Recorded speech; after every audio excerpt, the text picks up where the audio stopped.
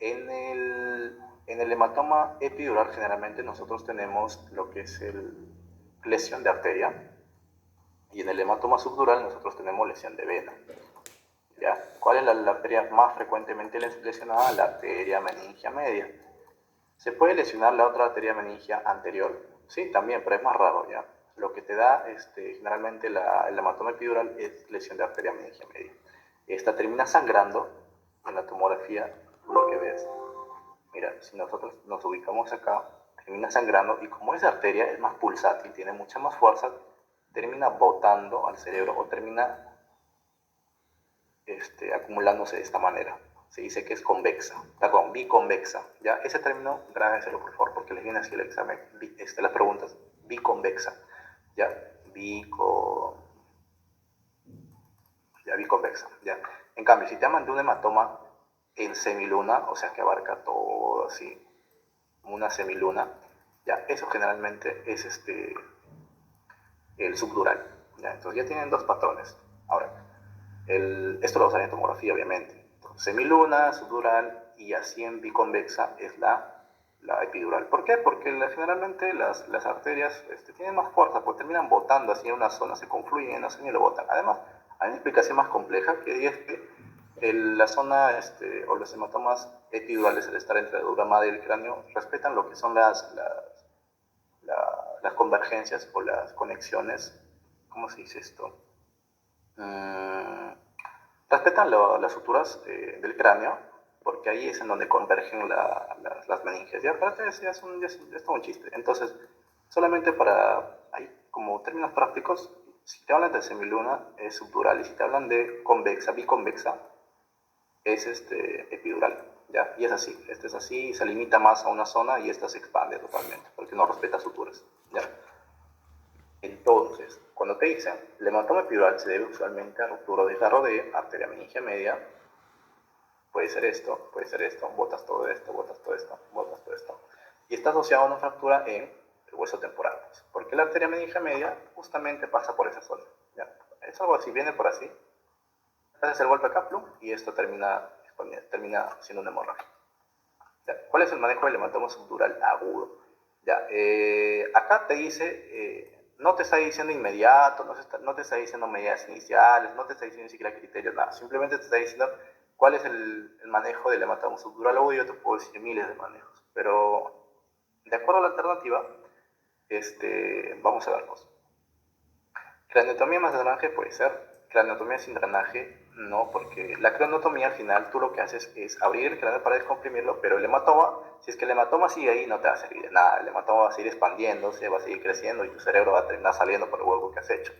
Entonces lo que tienes que hacer es ese hematoma que está presente en el cráneo, tienes que sacarlo, pues obviamente, ¿no? Para que deje de estar expandiéndose. Entonces tienes que hacer un drenaje. No habría sentido simplemente que abras el cerebro y lo dejes ahí, que siga creciendo el cerebro, que siga expandiendo el hematoma. Ya, tienes que sacar ese hematoma. Uso solo de manitol. El manitol no trata el hematoma. El hematoma, tú no vas a volarte el hematoma con un manitol. El manitol generalmente se da para lo que es el control de la presión, de la hipertensión endocraniana. Ya, para eso se utiliza el manitol. Ya, absorbe el edema, absorbe el agua, o sea, el flujo sanguíneo cerebral para bajar la presión intracraneal. ¿Ya? Pero no tiene ningún efecto frente al hematoma subdural agudo, tiene un efecto muy mínimo. Uso solo de dexametasona, como les he comentado, en TEC no se utiliza dexametasona, no se utilizan corticoides en lo que es TEC. En ninguna clase de TEC se utiliza dexametasona, según lo que menciona el autor, ¿no? Solamente utilizar dexametasona en un hematoma subdural agudo no tiene sentido, no tiene ningún sentido. Uso solo de furosemida, pero la furosemida no se utiliza porque hace depresión de volumen. Tú lo que quieres es conservar el flujo sanguíneo cerebral. Entonces, si tú tienes furosemida, pues necesitas botar el flujo sanguíneo cerebral. No te sirve de nada la furosemida. Lo que tienes que hacer en este caso es la craneotomía más drenaje. Ahora, esta es una medida, como les había comentado, ya última, ya porque generalmente deja secuelas. Las medidas iniciales les he comentado con las que son, ¿no? Se trata de estabilizar la presión intracraneal, se trata de controlar de manera conservadora a los pacientes que ameriten ser manejados de manera conservadora, porque a posteriori este hematoma puede llegar a absorberse espontáneamente, no es que toda la vida va a estar ahí creciendo. Este hematoma, como es una colección de sangre, como cualquier hematoma, como cualquier colección de sangre, se reabsorbe. Pero el TEC, al ser un episodio agudo, obviamente no se va a resolver en ese momento y va a seguir creciendo y va a terminar lesionando una estructura tan noble como es el cerebro. ¿Ya? Entonces, seguimos. Ya, eso ya.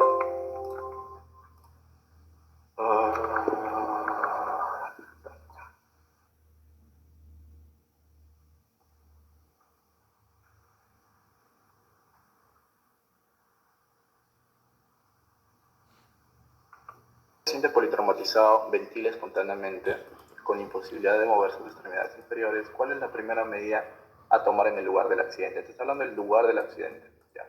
Inmovilizar los brazos no tiene nada que ver, la verdad. Inmovilizar extremidades, al final se inmoviliza todo el paciente, pues puede como no, pero no es algo específico, pues no. ¿Ya? Inmovilizar la columna puede ser intubación, en el lugar del accidente tú no intubas, pues, no, obviamente, pero ya puede ser también. Crear un acceso venoso en el lugar del accidente que se está comentando. Ya, ahora, tienen que tener en cuenta un concepto de TEC. Que el TEC, para que haya un TEC, una fractura del cráneo, una hemorragia dentro del cráneo, lo que sea, la fuerza con la que tuvo que haberse producido este daño es enorme, ¿ya?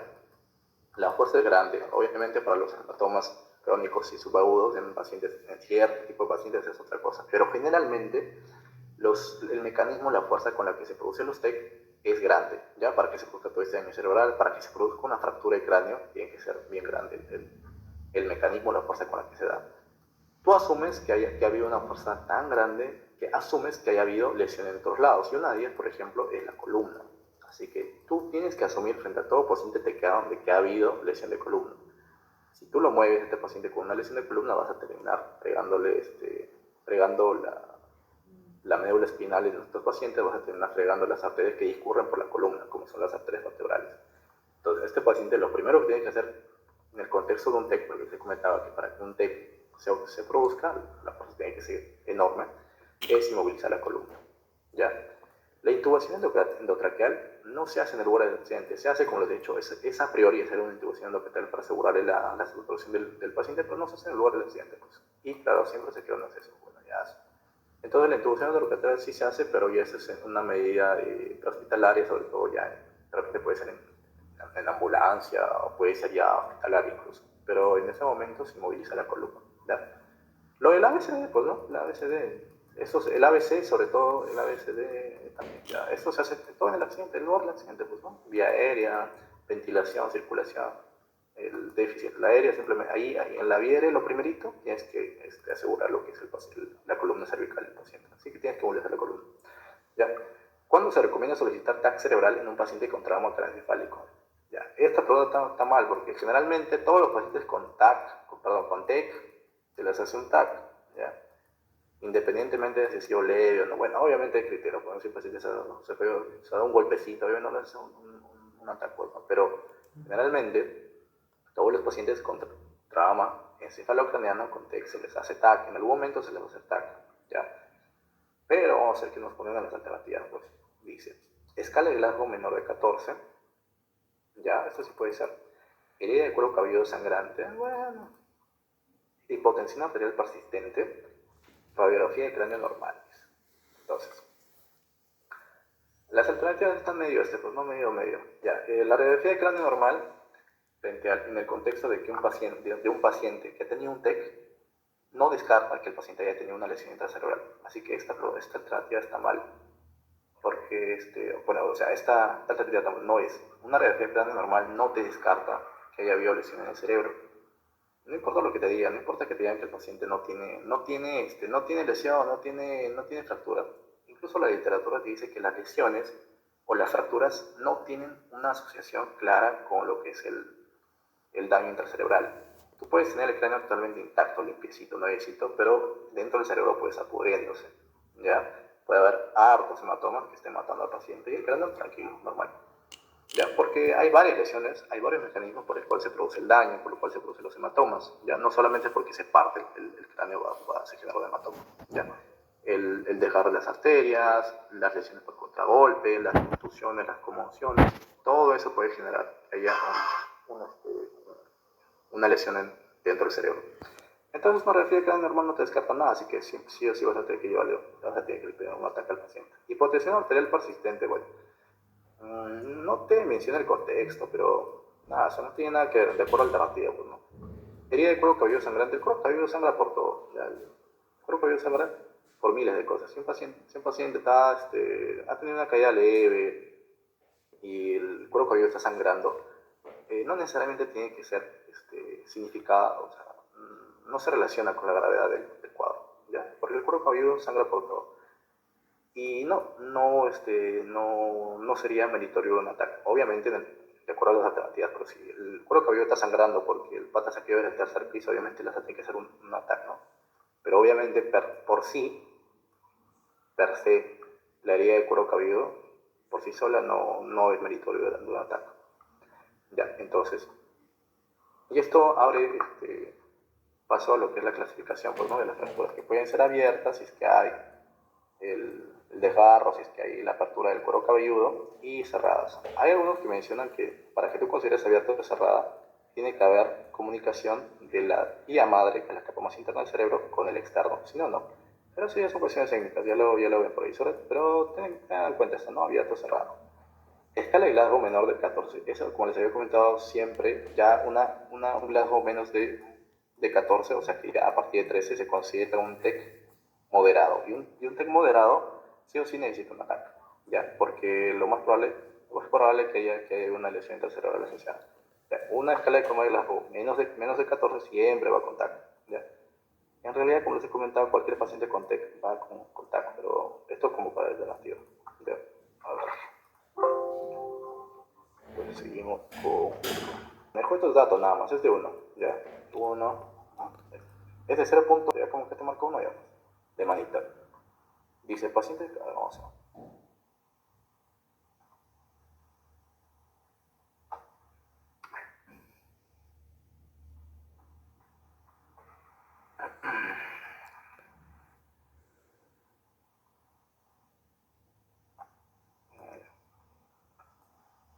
Dice paciente con TEC presenta náuseas, vómitos, crisis convulsiva, déficit motor. ¿Qué te está comentando acá? Que el paciente de repente ya tenga una elevación de la presión arterial. ¿Cuáles los síntomas que te pueden dar?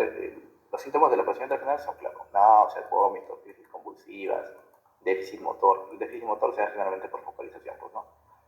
En la tomografía se observa hiperdensidad en media luna, según su diagnóstico, ¿dónde se encuentra el sangrado? Acá no te dice subdural, epidural, te quiere complicar, pero es fácil, ¿no? Si acá está la aracnoides, por encima, ¿quién se encuentra? La dura madre, ¿ya? Y por encima de la dura madre, ¿quién se encuentra? El cráneo. ¿Qué habíamos dicho? Que los hematomas que se encuentran entre el cráneo o la tabla interna del hueso, es su nombre técnico, y la dura madre son los hematomas epidurales, o sea, encima de la dura madre. ¿Ya? Y si te dicen que es subdural, o sea, quiere decir que está debajo de la dura madre, ¿cuál es la estructura o la meninge que se encuentra inmediatamente debajo de la dura madre? La aracnoides. ¿Ya? Entonces, acá, este hematoma que se encuentra acá vendría a ser un hematoma subdural, porque está debajo nada más. Esta es cuestión de nombre, ¿sí? Ahí lo sacan. Entonces, te dice, en la TEM se observa hiperdensidad, ya, en la tomografía se ve con densidades, ya. Si es hiperdenso, te está hablando de una hemorragia. Ya. En media luna encima te dicen, ¿cuál es el, de la hematoma subdural? Porque te está hablando de un hematoma subdural, ¿no? Porque te está diciendo en media luna. Encima de la madre, no, eso ya sería epidural, no es. Debajo de la pía madre está acá, eso no, eso ya es intracerebral, ya pues. Encima de la pía madre, encima, no, eso es subdural. Te pueden decir, obviamente, si quieren sacarte subdural, te pueden decir encima de la pía madre. No, perdón, estoy mal. Encima de la pía madre está el espacio suprarrenal. No, estoy mal, no me hagas caso. Ya, en el parénquima cerebral, no, esa es una hemorragia intracerebral, obviamente, ¿no? Dentro del parénquima intracerebral. ¿Y cómo lo ves en la TAC? A ver, muy chiquito, acá está el cerebro, y va a ser foquitos hemorrágicos, hiperdensos, blancos en el cerebro. Y obviamente si es grande va a ir al pañuelo, pero dentro del cerebro, ya no está afuera. ¿Ya? Acá no te van a hablar de convexidad, de semiluna, nada. Simplemente te van a decir, mira, hemos encontrado una zona hiperdensa en un paciente que se saca la miércoles y está al piso. ¿Qué es? Es una hemorragia intraparenquimal, intracerebral. ¿Ya? Y esto tiene otra patología, otro manejo. Encima de la aracnoides, entonces, pues no, porque dice que es un subdural, ya, entonces está por encima de la aracnoides. Ese es solamente juego de palabras.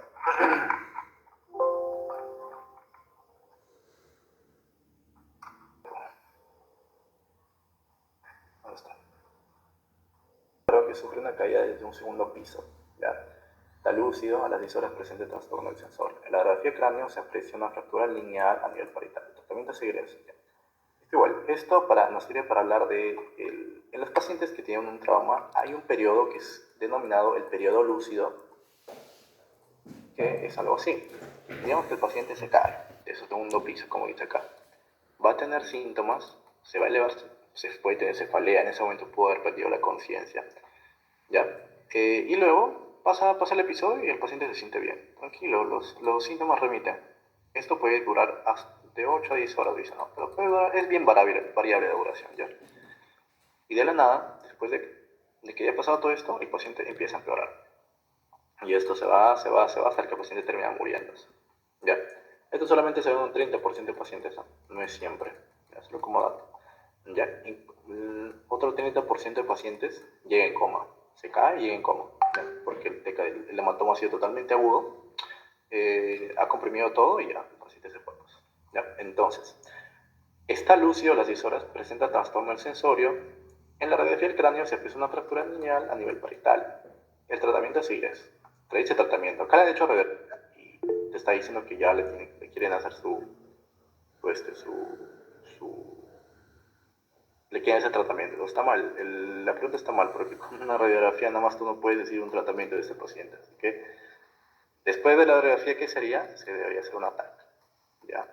Con el ataque, ¿qué ves? Criterios para ver si es que, primero, el ataque, ver qué tiene. Si es que es biconvexa, epidural. Si es que es en semiluna, subdural, ¿ya? Luego, le sacas su TAC, le haces tus criterios quirúrgicos que hemos comentado, ver si es que desplaza la línea media, ver el volumen del hematoma, ver si es que hay una hernia, porque en las TAC también se puede ver ya directamente la hernia, ¿ya?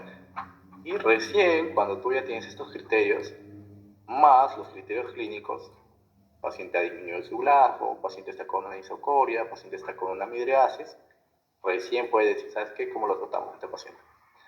En este caso vamos con la pregunta. Te dice, manejo ambulatorio según despierta el coma. Un paciente que ya llega a coma, después de que ha estado bien y se ha ido a coma, tú no lo puedes manejar ambulatorio. ¿Estás loco? ¿Ya? Amplia apertura antibiótica y reposo. La apertura antibiótica, te menciono acá, se da porque si tú tienes un trauma abierto, si tú comunicas la vía madre con el exterior, hay un riesgo de infección y generalmente se da profilaxis antibiótica a estos pacientes. Se da una apertura amplia, una cobertura amplia de antibióticos en los pacientes que tienen una fractura abierta por ese riesgo. Sí se da. Pero acá el tratamiento o sea, tú solamente estás haciendo profilaxis, pero no estás tratando. Pero sí se da, ya se da. Observación y Glasgow seriado. Les había comentado que si un paciente llega y su Glasgow está bien, de repente tiene hematoma incluso, pero no cumple los criterios quirúrgicos, no desplaza la línea media, es un hematoma tranquilito que no ha crecido, es pequeño, puedes observar al paciente, lo hospitalizas y le observas, le haces su Glasgow cada 2 horas, le haces un TAC en las primeras 6 horas, lo repites el TAC y ves cómo va. Vas a estar monitoreando al paciente. Este es el tratamiento no quirúrgico, generalmente en estos pacientes con un TAC o con hematomas que no cumplen criterios quirúrgicos. Pero en este caso el paciente se fue a coma. Dice, ¿no? ¿O no? Ya, trastorno sensorio, dice, pero que coma, dice. Supongo que sería, ya, trastorno sensorio. En este caso no puedes esperar simplemente a que el paciente mejore su trastorno sensorio porque ya ha cumplido un criterio clínico que es un déficit o el empeoramiento de sus síntomas, ¿no? También es un criterio clínico, entonces es un criterio de cirugía. Entonces, habría la posibilidad, si te dice que el paciente está bien, o sea, está tranquilo, ha ido mejorando, pero ahora dice que ha empeorado, pues, ¿no? Pero no, entonces no, cognitivo de riesgo neurológico. Evolución permanente por neurocirujano, también es lo mismo que esto, es lo mismo que esto. Craneotomía más drenaje, sí, porque ya el paciente está terminado, ya tiene un criterio clínico de que está empeorando, y de repente si te dijeran en su TAC, ¿sabes qué pasó? Esto y lo otro, sería mejor. En este caso la pregunta, en primer lugar, está mal hecha, porque te dice que le ha hecho radiografía, te quieren mandar tratamiento, debería ser un TAC. Pero bueno, eso es lo que hay, ¿no? Y por alternativa, se hace craneotomía más drenaje. Los más frecuentes son los subdurales, ¿ya? Los subdurales son los más frecuentes. Los epidurales tienen peor pronóstico porque son más agudos, pero los subdurales son los más frecuentes, ¿ya? Los subdurales. Quizás por epidemiología puedes pensar de que es un hematoma subdural, pero ten en cuenta que un paciente cuando se cae es el mismo mecanismo para todos los hematomas. Así que si tú ves la tomografía no te sorprendas si encuentras, te dicen en la pregunta que tiene hematoma subdural, que tiene hemorragia interparenquimatosa, que tiene hematoma epidural, o sea, que puede tener toda la consistencia de varias lesiones, porque el traumatismo al final es el mecanismo común para todos los hematomas para que se genere, ¿no? Así que es así. Por epidemiología, pero lo más frecuente que se da es el hematoma subdural. Así que podríamos pensar de que este es un hematoma subdural. Al final, a posteriori, todos los hematomas se tienen que drenar. ¿Ya? Entonces, esta es el tema de 40, de 20 a 40, ya. No es mucho de... En los pacientes ancianos se da otro mecanismo de lesión o de hematomas, que son los hematomas por atrofia cerebral. Pero es otra cosa, ¿ya? Luego ya lo vemos si te la pregunta. Ahora, te dice, de 22 años que sufre caída cerebral con pérdida inmediata de la conciencia. Luego el tema con episodios de lucidez, con depresión del accesorio, te dice el examen pupila de leche mediátrica, ahí te está dando datos de que este paciente tiene que irse a cirugía ya. ¿Cuál es el diagnóstico más probable? Bueno, generalmente acá no le encuentro la explicación por qué marca epidurales y subdurales se supone que es lo más frecuente, pero lo que sí podría ser es un poco la clínica, ¿no? Quizás aquí te está diciendo de que la clínica de la subdural es un poquito más progresiva con los periodos de lucidez, etc. En acá no, y además, generalmente para que se den los traumas o los hematomas epidurales, el mecanismo tiene que ser más fuerte que el hematoma subdural. Acá dice que se activa la escalera del segundo piso, dice que lo ¿ya? Entonces estaría entre los dos, pero ya con esta clínica del luego alterno para episodios de lucidez, contra episodios de accesorio, podría sacarlo para epidural, ¿ya? Pero estas son cosas ya un poco más raras, ¿ya? Pero igual, acá llévense esto de la pupila, esto, ya, que pueden decir. Intracerebral, incluso también podría ser intracerebral, porque te está diciendo que hay focalización. Te dice mi parecia, está focalizando en el área motora, ¿ya? Podría ser cualquiera de todas, pero de repente por mecanismo, o de repente porque el Quick que he visto que te da a veces, y esto de Quick no, el ENAM o el Quick te dan algunos síntomas y signos así bien característicos como para que marques. De repente ahí lo han mencionado, pero como le digo, puede ser cualquiera de los tres, por el mecanismo, cualquiera de los tres puede ser. Esta hipertensión intracranial, etc. Puede ser cualquiera.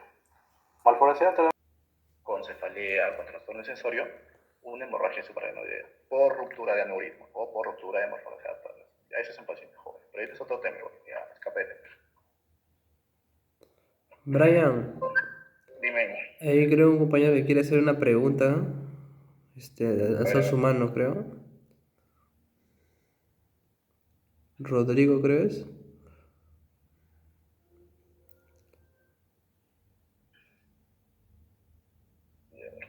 Ya, Creo luego que... lo vamos a hacer. Ya. Ya se terminó, ya creo. 16 preguntas nomás que se me han encontrado. Y no sé de dónde van a sacar las 50 preguntas porque a ver, varón de 75 años, traído por pérdida de conciencia progresiva, no moviliza mi cuerpo derecho, antecedente de alcoholismo crónico, varios episodios de golpes en la cabeza, TAC cerebral, imagen en media luna. Ahora viene acá todo el concepto de los pacientes ancianos, de los pacientes con atrofia cerebral. ¿Ya? ¿Qué pasa estos señores? El cerebro, perdón, el cráneo, ya que tienes el cerebro de los pacientes ancianos, ya lo estoy exagerando bien. El cerebro de los ancianos, los alcohólicos, está atrofiado, está pequeño, por varios mecanismos fisiopatológicos, claro. Ahora, hay venas, que son las venas corticales, o sea, que están en el cerebro, que terminan drenando toda la sangre del cerebro y la tienen que llevar a la parte superior, al seno sagital superior que encontramos acá. Lo tienen que llevar acá.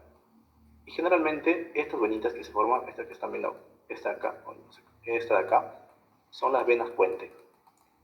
En pacientes en donde el cerebro está totalmente encogido, termina jalando prácticamente, tensando estas venas, y es más probable que esos pacientes, al mínimo golpe, por ejemplo, terminen desgarrando estas venas, ¿ya?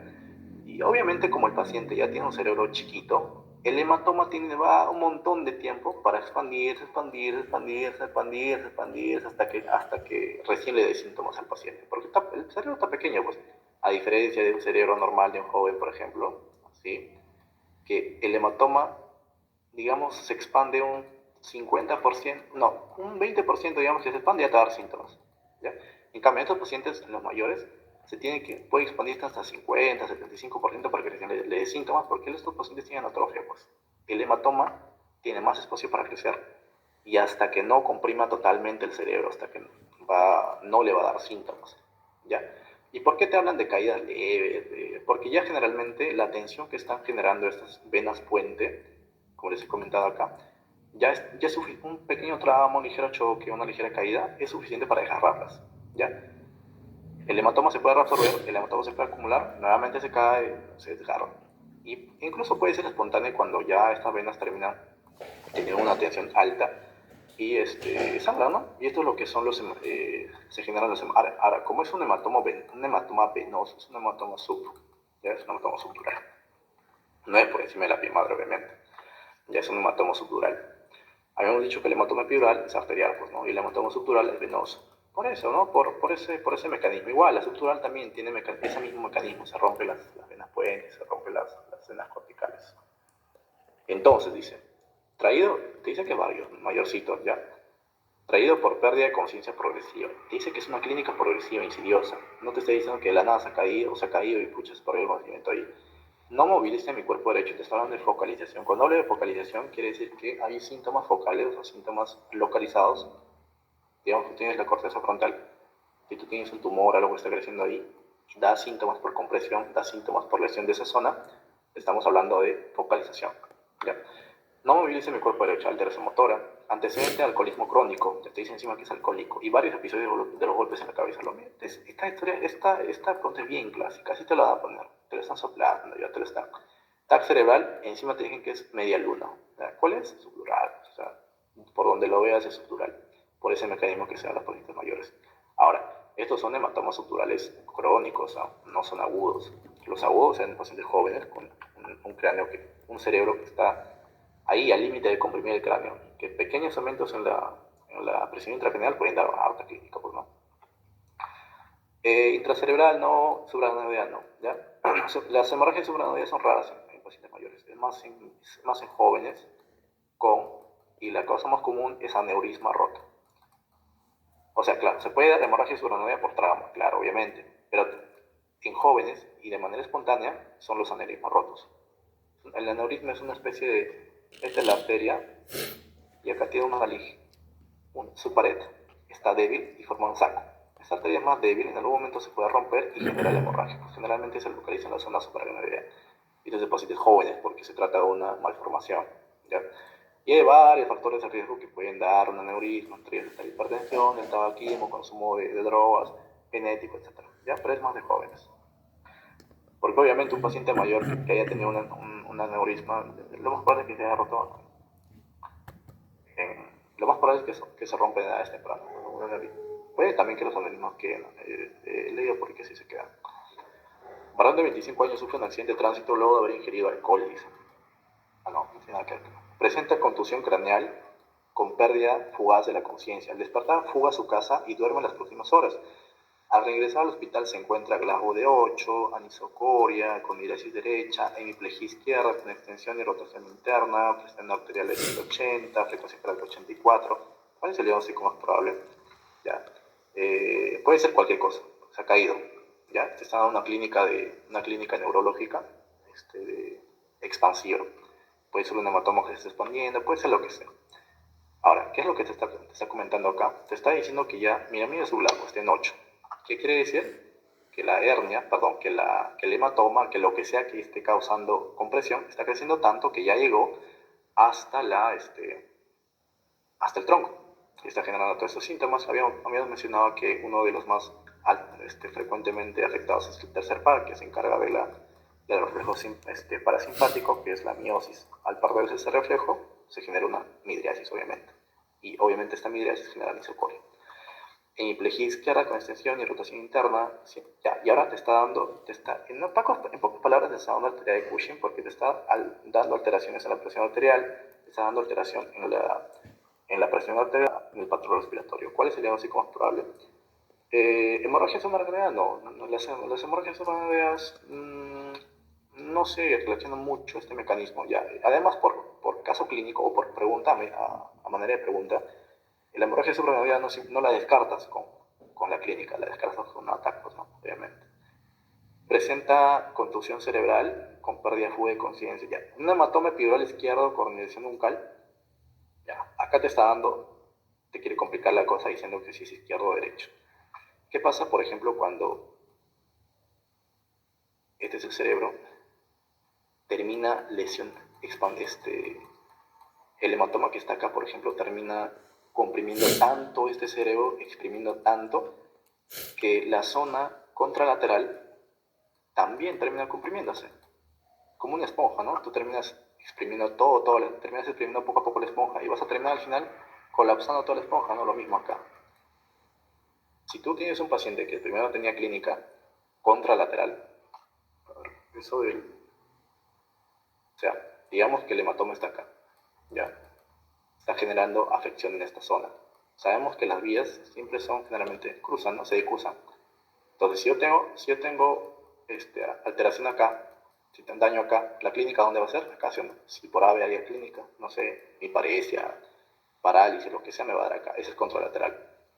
Pero si también me dicen, oye, ¿sabes qué? Hay síntomas contralaterales, pero también hay ipsilaterales, o sea, en la misma zona. ¿Qué quiere decir? Que toda esta masa, todo este hematoma ha crecido tanto que está comprimiendo hasta acá. Lo ha exprimido todo. Y así que esta, por ejemplo, se ha terminado lesionando esta zona también. ¿Qué me va a dar? Clínica ipsilateral, o sea, de la misma zona. ¿Ya? Entonces, te dice, al regresar se encuentra Glasgow 8, anisocoria. Te dice primero que hay anisocoria por midrasis derecha.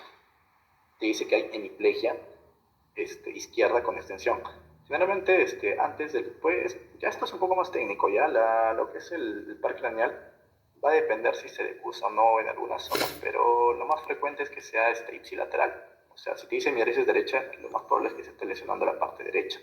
Y si te dice hemiplegia izquierda, ya eso, hemiplegia izquierda, eso también es contralateral. Si te dice hemiplegia izquierda, está lesionando la otra zona, que es la derecha, con extensión y rotación interna. Entonces, lo más probable es que sea un hematoma derecho, pues no, ya por lo que les he comentado. Puede ser así, o sea, al final las fibras se decusan, pues no, pero en el tercer par no, generalmente es ipsilateral, no se decusa. Entonces, no se confundan con esto, ya lo del tercero no decusa y lo de la vía piramidal motora sí decusa, pues obviamente. Así que si te dice izquierda, quiere decir que la lesión es derecha. Si te dice derecha acá, quiere decir que la lesión es derecha. Con extensión de rotación interna ya no. ¿Cuál es el último? Hematoma epidural derecho, ¿no? Con hernia uncal. Si dice hematoma subdural derecho, un hematoma subdural también podría ser, la verdad. Pero lo que generalmente el hematoma epidural da clínica más aguda, pues, ¿no? Como te lo estoy comentando ya. Ojo, lo que es el periodo de lucidez se puede dar en los dos, así que no necesariamente el subdural o el epidural se caracteriza por lo que es el periodo de lucidez, porque los dos te dan, al final te pueden dar periodo de lucidez, ¿ya?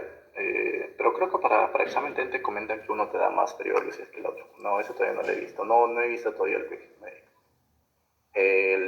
Ya, pero sí, los dos se pueden dar el periodo de lucidez. Ya, pero esto generalmente lo sacamos así, porque el epidural generalmente es más por ese tipo de... es más agudo, es de peor pronóstico porque termina expandiéndose. Como es arterial, es más pulsátil.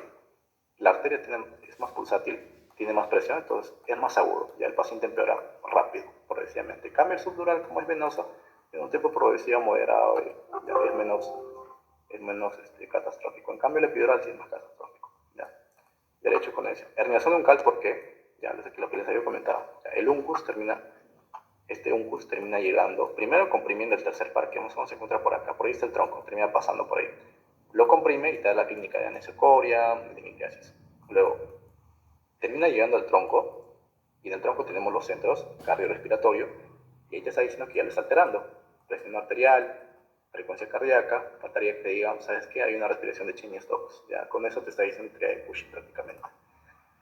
Y te está diciendo que hay trastorno sensorio, porque acá también en el tronco nosotros tenemos el sistema articular activador ascendente, ¿no? El SARS, que si es que tú lo comprimes igual lo dañas, va a haber alteración del nivel de conciencia, obviamente. Y lo que es el Glasgow también te está diciendo, o sea, es que hay algo que está comprimiendo, lo más probable es que sea un hernia. ¿Ya? ¿Cuál es lo más frecuente? La hernia sinuscal.